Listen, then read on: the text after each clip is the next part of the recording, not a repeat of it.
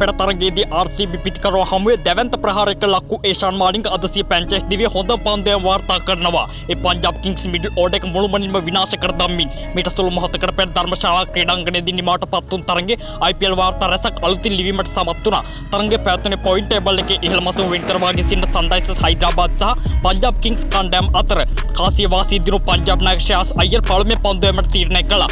ඒ අනුව පළමුව පන්දුවට පහර දීම සඳහා පිටේ පැමිණි ඒෂාන් මාලිංග ඇතුළත් සන්රයිසර්ස් හයිදරාබාද් කණ්ඩායමයි. ජූලි මාස 3 වෙනිදා සිට පැවැත්වීමට නියමිත ශ්‍රී ලංකාව සහ බටර් ඉන්දියා කොතෙව් අත තරඟ සියල්ලම ඔබට මෙම නාලිකාවේ සජීවීව නැරඹීමට හැකියාව ඇත. නාලිකාව සබ්ස්ක්‍රයිබ් කරලා තියාගන්න. අභිෂේක් ශර්මා සමග ට්‍රැවිස් හෙඩ් ආරම්භක පිතිකරුවන් විදියට පිටේ පැමිණියත් හෙඩ් මුහුණ දුන් පළමු පන්දුවෙම දැවී ගියා. හෙඩ් දැවී යනවත් සමගම ඊළඟට පිටේ පැමිණි නායක ඉෂාන් ක්‍රිෂන් ආරම්භයේදීම අසීරු අඩියකට ඇදවැටුණු සන්රයිසර්ස් පිතිකරුවන් පාප්ලේ පන්දුවර පහ අවසන් වන විට රැස් කරගෙන සිටියේ ලකුණු 18ක් පමණයි. ඒ ඔවුන් පාප්ලේ තුළ රැස් කළ අඩුම ලකුණු සංඛ්‍යාවද වඩවා. 6 වන පන්දුවරේ ආරම්භයේදීම අභිෂේක් ශර්මා එල්ල කළ ඩිස්කෝ පහරක් නොසිතූ අයුරින් උඩ පන්දුවක් ලබා ගැනීමට අර්ෂදීප් සිංට හැකි වුණා. අභිෂේක් දැවී යන විට පන්දු 17ක් තුර රැස් කරගෙන සිටි ලකුණු සංඛ්‍යාව 10ක්.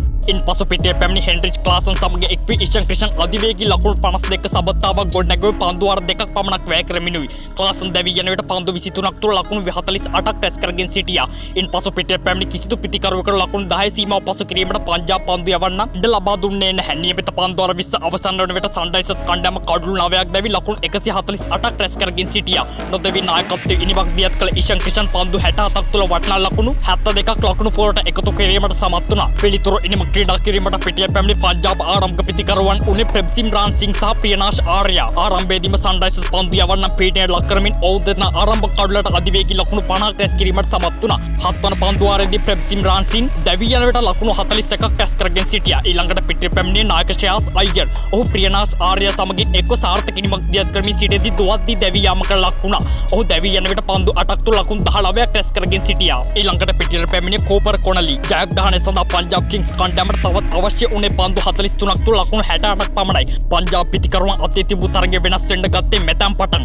කෝපර් කොනලි පිටියට එන විට පන්දු යමින් සිටියේ ඒෂාන් මාලිංග. ඔහු සිය පන්දු වාරේ ලකුණු 9කට අවසන් කර තිබූ අතර දෙවන පන්දු වාරේ 3 වන පන්දුවේ සිට කඩලු දඩයම ආරම්භ කරා. කෝපර් කොනලිගේ කඩලු දවාගෙන ඉන්පසු පිටිය පැමිණි ශශාංක් සිංවත් දවා ගන්න ඒෂාන්ට හැකි වුණා. සිය දෙවන පන්දු වාරේ කඩලු දෙකක් දවා ගැනීමෙන් අවසන් කළ ඒෂාන් ඉන්න නොමැති තෙවන පන්දු වාරේදී සම්පූර්ණයෙන්ම තරගයේ සන්රයිසර්ස් කණ්ඩායම වෙත හරවා දෙන්න සමත් වුණා. පංජාබ් මැද පෙළ පිතිකරුවන් එකින් එක පැවිලියන් එකට හරවා යමින් ඒෂාන් සිය තෙවන පන්දු වාරය තුල තවත් කඩු 3ක් බිත දැමීමට සමත් වුණා.